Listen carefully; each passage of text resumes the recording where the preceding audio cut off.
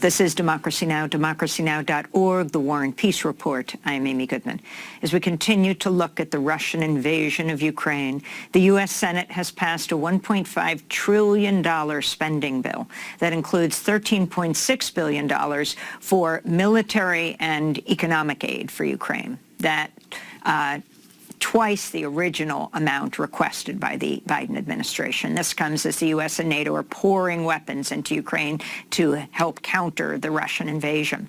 The New York Times recently reported the U.S. and its allies sent 17,000 anti-tank weapons to Ukraine over a recent six-day period. The Washington Post reported the U.S. is quietly preparing plans to back a Ukrainian insurgency and a government in exile if Russia succeeds in seizing Ukraine.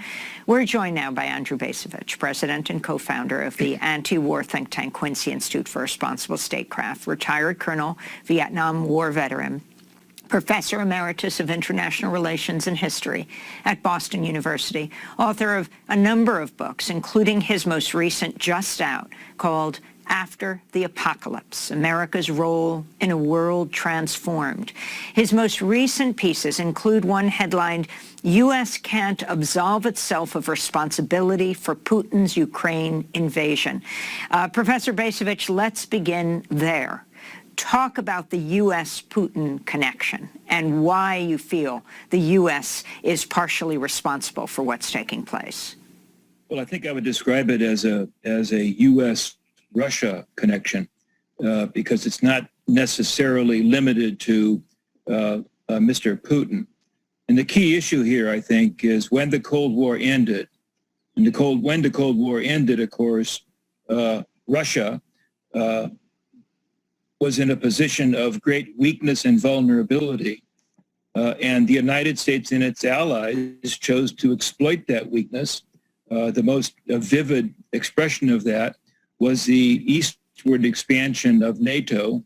Let's remind ourselves, NATO was an anti-Soviet alliance when it was created in 1949. Expansion of NATO basically moved it up to the borders of post-Soviet Russia. At that time, there were many Americans. George Kennan, the diplomat, would be perhaps the most prominent, that warned against NATO expansion as likely to cause us troubles down the road. We ignored those warnings, and I think that we're kind of in a chickens coming home to roost situation right here. Putin has, I am not a Putin apologist, and he's the principal cause of this catastrophe that we're experiencing. But Putin had been quite candid in warning that the eastward movement of NATO, and in particular the possibility of Ukraine joining NATO, constituted, from his perspective, a vital threat, a threat to vital Russian security interests. We ignored that, and I think to some degree this terrible, unnecessary war is a result of that. Well, you know, you're not the only one who says this. One person who warned years ago about NATO expansion in Eastern Europe is William Burns, the current director of the CIA. He served as U.S. ambassador to Russia from 2005 to 2008. And in his memoir, The Back Channel, Burns wrote, quote, "Sitting at the embassy in Moscow in the mid-90s, it seemed to me that NATO expansion was premature at best and needlessly provocative at worst." And then in 1995, Burns wrote a memo saying, quote, "Hostility to early NATO expansion is almost universally felt across the domestic political spectrum here." He's talking about Russia. In another memo, Burns wrote, "Ukrainian entry into NATO is the brightest of all red lines for the Russian elite, not just Putin. In more than 2.5 years of conversations with key Russian players, from knuckle-draggers in the dark recesses of the Kremlin to Putin's sharpest liberal critics, I have yet to find anyone who views Ukraine and NATO as anything other than a direct challenge to Russian interests." Again, those the words of the current director of the Central Intelligence Agency, William Burns. Andrew Bacevich. Oh, so one would say that given that kind of warning from a very senior official, highly respected senior official, why did we go ahead and do it anyway? And I think there two answers to that question. One is because Europeans so desperately wanted to join NATO and to join the EU, seizing their chance to have democracy, to have liberalism, to have the possibility of prosperity. You know, my paternal grandparents came from Lithuania. Lithuania was in the vanguard of countries that wanted to join the EU and NATO. I don't blame the Lithuanian people for that aspiration. And in many respects, joining NATO and the EU has paid dividends for Lithuania. That said, it was done in the face of objections by the Russians, and now we're paying the consequences of those objections.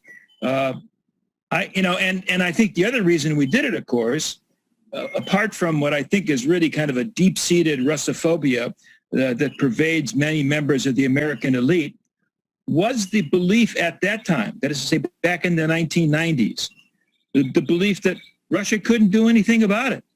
Russia was weak, Russia was disorganized, and therefore it seemed to be a low risk proposition to exploit Russian weakness to advance our objectives and also to advance the objectives of other European countries, most of which had either been part of the Soviet Union or had been Soviet satellites and saw the end of the Cold War as their chance to achieve freedom and prosperity. I don't blame the Lithuanians. I don't blame the Poles. But I do think that American decision makers acted impetuously and indeed recklessly, and now we're facing the consequences. Let's talk about this brutal invasion by Putin of Ukraine and also what Putin is demanding. It hasn't gotten as much attention in the United States as in other places, but the demands and written in documents submitted to the U.S. Ukraine cease military action. Ukraine change its constitution to enshrine neutrality, acknowledge Crimea as Russian territory, acknowledge Crimea. And if you can talk about these demands and also the brutality of what Putin is doing right now. Well, let's start with the brutality. I must admit that to me, the most striking thing about the war as it has evolved has been the crudeness of the Russian war machine. They had portrayed themselves as a modern army. Modern armies know how to use force, to use violence in a controlled and purposeful way. Yeah, people get killed. Buildings get destroyed. But it's not random violence. That I think, summarizes the conception of modern war. And we believed, and I think the Russians themselves believed, that they had embraced the methods of modern war. It turns out that they did not. And so everything that has happened thus far over the first couple of weeks has demonstrated that they are incapable of using violence in a controlled and politically purposeful way, which brings us to the present moment where it appears that what we are moving into is some form of siege warfare, where violence is used in a random way to punish, to terrorize, I guess, among the Russian commanders, with some vague hope that violence used in this way is going to lead to the Ukrainians giving up, collapsing. It remains to be seen if that's going to happen. But that seems to be the current conception among the Russians of how they think they're going to achieve their goals. Whether or not they succeed, what we see, I think, is levels of violence far greater than anybody expected, the probability of civilian deaths and destruction on an enormous scale, and not insignificantly, at least from a Russian point of view, very high Russian casualties. The Russian press reports that say that the Russians have already lost somewhere in the order of 3,000 to 4,000 Russian soldiers killed in action is actually, in my view, astonishing and is a powerful statement of how the Russians misread their own military capabilities and therefore plunged into this morass where I don't think anybody on the Russian side, whether Putin or his generals, has a clear picture of how they're going to get out of the mess that they created. So they're calling for Ukraine, talk about what it means to remain neutral, also recognition of Crimea and the independent states, the Donbas region. But I also wanted to quote Zelensky here for a minute. If we can see any movement in both of these parties when it will come to a ceasefire. He made this very important statement on ABC. He said, regarding NATO, I have cooled down regarding this question a long time ago after we understood that NATO is not prepared to accept Ukraine. Talk about what this means. Well, it's too bad people couldn't say that out loud before the war started. I mean, I think that was based Zelensky. on what I hear, pardon me? That was Zelensky himself, the president of Ukraine. Yeah, I mean, but had Zelensky said, had the Americans said, had NATO said out loud prior to the beginning of the war that we all collectively recognized that Ukraine is not going to be joining NATO anytime soon.